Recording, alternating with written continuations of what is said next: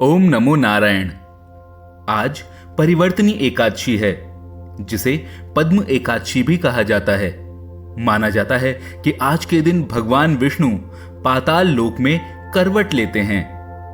वैसे तो एकादशी तिथि यानी भगवान विष्णु की उपासना का पर्व एक महीने में 2 बार आता है, यानी साल में कुल 24 एकादशी होती हैं, जिनमें से देव उठनी एकादशी और देवशयनी एकादशी का सर्वाधिक महत्व होता है। लेकिन उसके बाद जो सबसे महत्वपूर्ण एकादशी पड़ती है वह है परिवर्तनी एकादशी।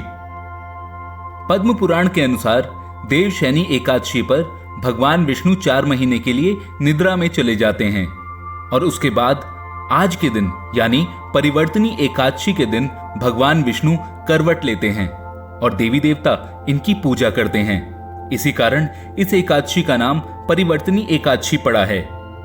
एकादशी तिथि पर व्रत करने से पापों का नाश होता है और मोक्ष की प्राप्ति होती है।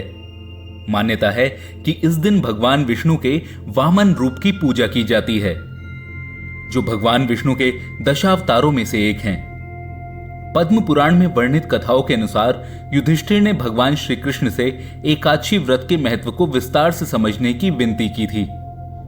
इस पर वासुदेव श्री कृष्ण ने उन्हें सभी एकादशी का महत्व बताया था और इसी क्रम में विष्णु भगवान के अवतार श्री कृष्ण ने त्रेता युग में बलि नाम के एक असुर राजा की कहानी सुनाई, जो इस प्रकार है। त्रेता युग में बलि नामक एक असुर राजा था, लेकिन वो असुर होते हुए भी भगवान विष्णु का परम भक्त था। विविध प्रकार के वेद सूक्तों और याचनाओं से प्रतिदिन भगवान का पूजन किया करता था।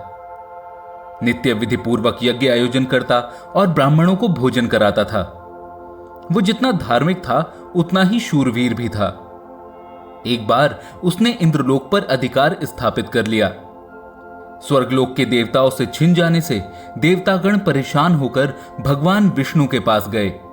देवगुरु बृहस्पति सहित इंद्र देवता प्रभु के निकट जाकर हाथ जोड़कर वेद मंत्रों द्वारा भगवान विष्णु की स्तुति करने लगे।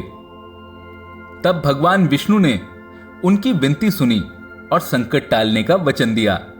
अपने वचन को पूरा करने के लिए उन्होंने वामन रूप धारण करके अपना 5वां अवतार लिया और राजा बलि से सब कुछ दान स्वरूप ले लिया। भगवान वामन का रूप धारण करके राजा बलि द्वारा आयोजित किए गए यज्ञ में पहुंचे और दान में राजा बलि से केवल 3 पग भूमि मांगी। इस पर राजा ने वामन का उपहास करते हुए कहा कि आप तो इतने छोटे से हो, 3 पग भूमि में भला क्या ही पाओगे। लेकिन वामन अपनी बात पर अडिग रहे।